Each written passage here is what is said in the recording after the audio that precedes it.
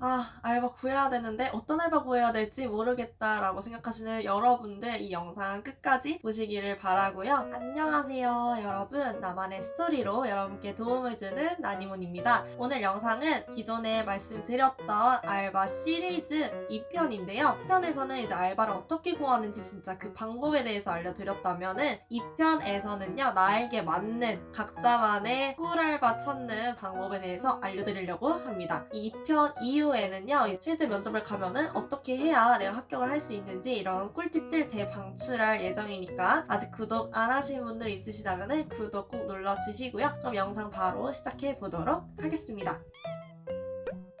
이제 여러분들이 본격적으로 나한테 맞는 꿀알바를 찾으려면은 우선순위를 먼저 정하셔야 하는데요. 이 우선순위 정할 때는 어떤 항목들을 우리가 고려를 해야 하고 이 항목들에 대해서 순위를 정할 때는 어떤 것들을 좀 더 생각을 해보고 이제 우선순위를 정해야 되는지 하나하나 차근차근 알려드리도록 하겠습니다. 우선순위 안에 있는 항목들을 제가 제 나름의 기준대로 5가지로 꼽아봤는데요. 근무, 알바, 요일, 시간대, 2번째 시급, 3번째 근무지 장소, 4번째 업무 강도, 5번째 혜택 이렇게 5가지에 대해서 얘기를 해보도록 하겠습니다. 먼저 가장 첫 번째로는 알바 요일과 시간대입니다. 보통은 평일 아니면 주말 이런 식으로 알바를 뽑고 있잖아요. 요일 말고 이제 시간을 보시게 되시면은 아침일 수가 있어요. 자기가 아침잠이 많은 경우에는 정말 힘듭니다. 이제 얼마 못 가서 그만두게 돼요. 그래서 여러분들이 오전 알바는 진짜 아침에 거기까지 가야 되고 시작해야 된다라는 거에서 자기가 준비를 또 아침에 해야 되잖아요. 그래서 이런 부분에 있어서 내가 아침잠이 좀 많다 하시는 분들은 너무 이른 시간에 오전 알바는 피하시길 바라고요. 저녁에서 새벽에 끝나는 그런 홀서빙 알바 같은 경우에는 기본적으로 낮밤이 바뀌게 되고 생활 패턴이 엉망이 됩니다. 특히 지금처럼 코로나19 때문에 사회적 거리두기가 격상됨에 따라서 9시부터는 근무를 못하는 경우가 많잖아요. 매장별로. 이런 거에 별로 신경 쓰지 않고 싶다 하시는 분들은 9시 이전에 끝나는 알바로 해가지고 시간을 찾아보시는 거를 추천드립니다. 가장 중요한 거는 돈을 많이 벌려면은 알바를 많이 해야겠죠. 근데 이건 당연하지만 내 시간이 줄어든다는 걸 의미해요. 방학 기간을 통해서 내가 뭐 알바를 해가지고 돈을 많이 벌고 싶다, 벌어놓고 싶다 하시는 분들은 이렇게 알바를 하게 되면 자기의 시간이 많이 줄어든다는 거를 어느 정도 감안을 하시고요. 체력도 그만큼 거기에 몰두를 하기 때문에 내 체력도 많이 빠져요. 이왕이면 하는 거 주휴수당 받는 조건으로 알바하는 게 좋잖아요. 그래서 자기가 근무하는 시간 계산해보고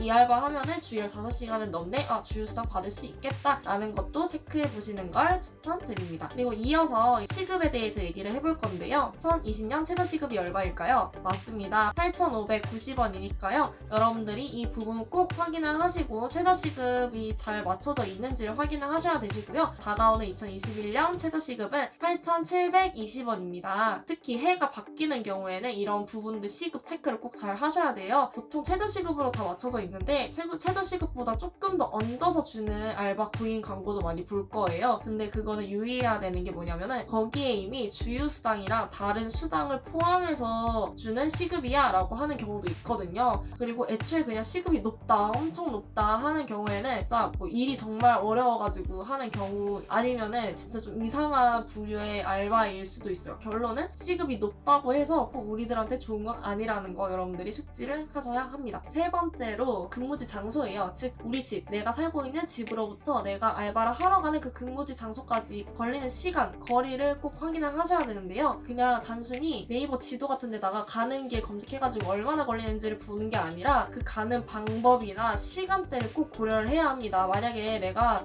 출퇴근 시간에 겹치는 시간대라고 생각을 해봐요. 버스 당연히 막히겠죠. 지도에 나오는 그 시간 절대 못 갑니다. 그리고 지하철 같은 경우에도 내가 타는 지하철이 한 방에 가면 그나마 나은데 한 방이 아니라 뭐 환승을 여러 번 해야 된다거나 특히 그 사람 물리는 그 특정 호선들 있잖아요. 그런 거에 맞물리면은 정말 끔찍한 출퇴근이 될 수 있으니까 가급적이면은 알바는 집 근처에서 구하자. 이거를 여러분들한테 강조를 드리겠습니다.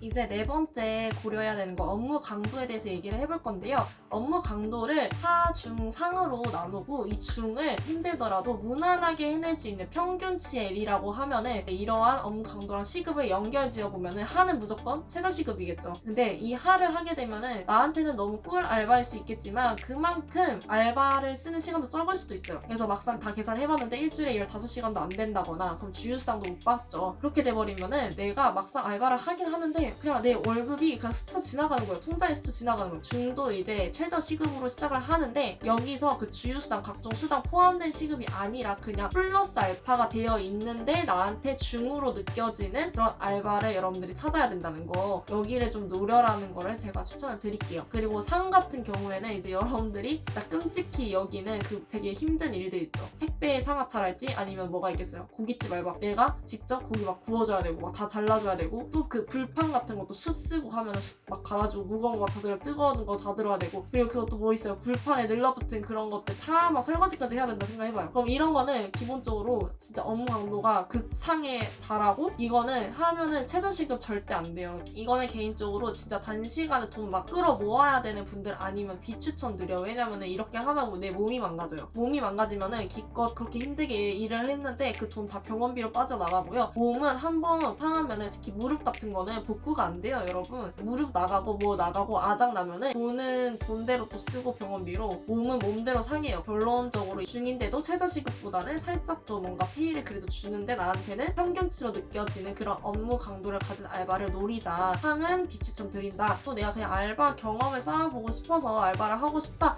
하시는 친구들은 그냥 하를 하세요.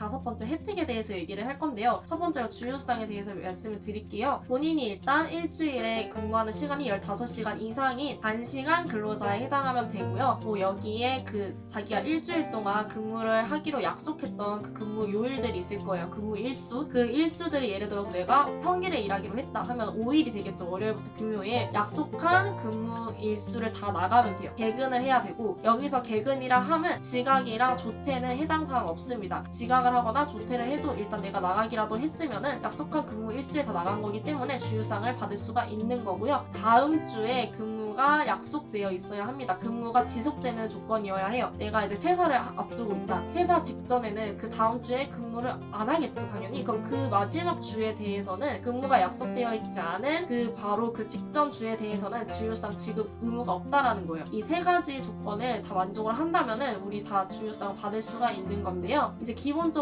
저처럼 주 40시간 미만이면서 주 15시간 이상이신 알바생들은요, 그냥 딱 정해져 있어요. 2020년 같은 경우에는 주휴수당 포함한 시급을 말씀드리면은 1,308원입니다. 그리고 2021년에는 주휴수당을 포함한 시급은 1,464원이에요. 그리고 만약에 지금 알바를 하고 있는데 나는 못 받았다, 못 받은 것 같다, 근데 나 증거를 안 만들어놨는데 어떡하냐 하시는 분들은 지금부터라도 다 차근차근 만들어 두세요. 그래서 마지막에 고용노동부에 진정되게 하면 다 받아낼 수 있습니다. 그리고 이제 혜택 두 번째는요, 근무복이 있는지 없는지인데요. 사실 근무복이 있으면은 진짜 편한 게, 내가 만약에 알바를 계속 많이 나가야 되는 상황이에요. 평일 5일 일을 하는 건데 근무복이 없으면은 이게 알바 갈 때 무슨 옷을 입어야 될지, 마치 이제 우리가 맨날 교복을 입다가 대학을 가면은 어떤 옷을 입고 가야 될지 이런 거 고민하는 거랑 똑같아요. 그래서 이게 근무복이 있으면 다 해결이 됩니다. 근무복이 있으면은 아무래도 소속감 느끼기도 하고, 아무튼 같이 일을 할 때도 뭔가 되게 좀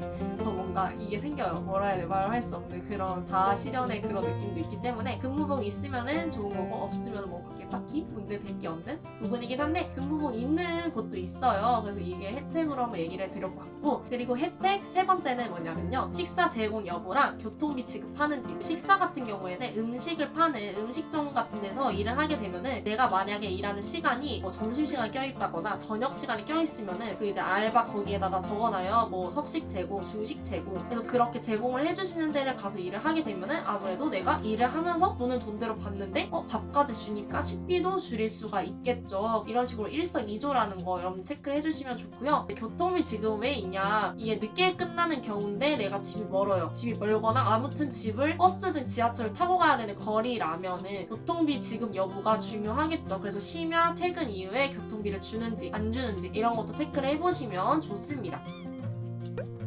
혜택이라고 하면 좀 뭐한데, 네 번째로 근로계약서가 있어요. 일을 하겠다, 오케이 너 일해라, 너 일 나와라 해가지고 이렇게 합의가 된 거면은 일을 시작하기 그 전에 그 사이에 근로계약서를 써야 하는 게 맞아요. 보통은 다 써주긴 할 거예요, 요청하면. 그럼 귀찮아서 다들 안 씁니다. 근로자 입장에서는 더 이상 뭐 요청할 필요가 없어요. 그러니까 자기가 뭐 진짜 급해가지고 서류 내야 되는 거 아닌 이상은 그냥 냅두세요. 나중에 이제 뭐 주휴수당 안 준다 이렇게 뭐 좀 안 좋게 뭔가가 되고 있다 하면은 그것까지 싸잡아서 임금체불과 같이 고용노동 정도의 진정되게 하시면은 더 강력한 무기가 될 수 있습니다. 그리고 이제 마지막으로 혜택 5번째에는 4대 보험이 있는데요. 이것도 혜택이라고 하기엔 좀 그렇지만 이제 4대 보험에는 기본적으로 뭐가 있냐면은 국민연금, 건강보험, 그리고 고용보험, 산재보험 이렇게 4가지가 구성되어 있기 때문에 4대 보험이라고 합니다. 근데 여기는 뭐 다 해당되는 건 아니고요. 이것도 마찬가지로 고정 댓글에다가 4대 보험 잘 설명해 주시고 있는 블로그 글 링크를 제가 달아드릴게요. 그래서 여기 들어가 보시고 여러분들이 내가 할 알바 아니면 내가 지금 하고 있는 알바가 해당되는데 나는 4대 보험에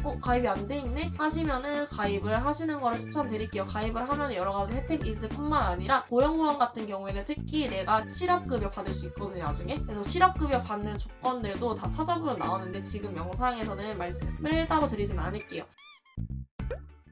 그래서 오늘은 이렇게 나한테 맞는 꿀알바를 찾으려면은 우선순위를 정해야 하고 그 우선순위 항목에는 5가지가 있는데 그 5가지 항목들이 뭐였죠? 첫 번째로 맞아요. 근무 요일과 시간대, 두 번째가 시급, 세 번째가 장소, 근무지 장소, 네 번째가 업무, 강도, 5번째가 혜택이라고 해서 그 혜택에서도 제가 여러 가지를 권리랑 함께 혜택을 묶어서 설명을 드렸죠. 그래서 이런 제가 말씀드린 항목들에 대해서 고려해야 하는 부분들 잘 생각을 해보신 다음에 나만의 우선순위를 정하시고 우선순위에 맞게 알바를 찾으시기를 바랍니다. 사실 이 모든 우선순위를 충족하는 알바를 찾기란 하늘의 별 따기와 같죠. 꿈의 알바 아니겠습니까? 그 정도면은 지금 제가 말씀드린 거 다 지키는 데 있으면은 진짜 거기는 꿈의 직장이라고 해도 과언이 아니겠죠. 그래서 과감하게 버릴 부분은 버리시고 취할 부분은 취하시면서 여러분들한테 맞는 각자만의 꿀알바를 겟하시기를 응원하도록 하겠습니다.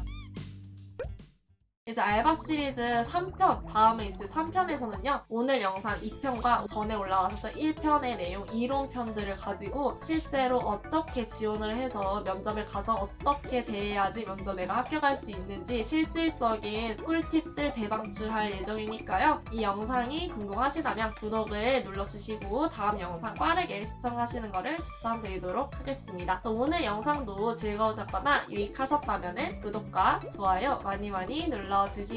지금까지 나만의 스토리로 여러분께 도움을 주는 나니몬이었습니다. 그럼 다음 영상에서 또 만나요. 그럼 안녕.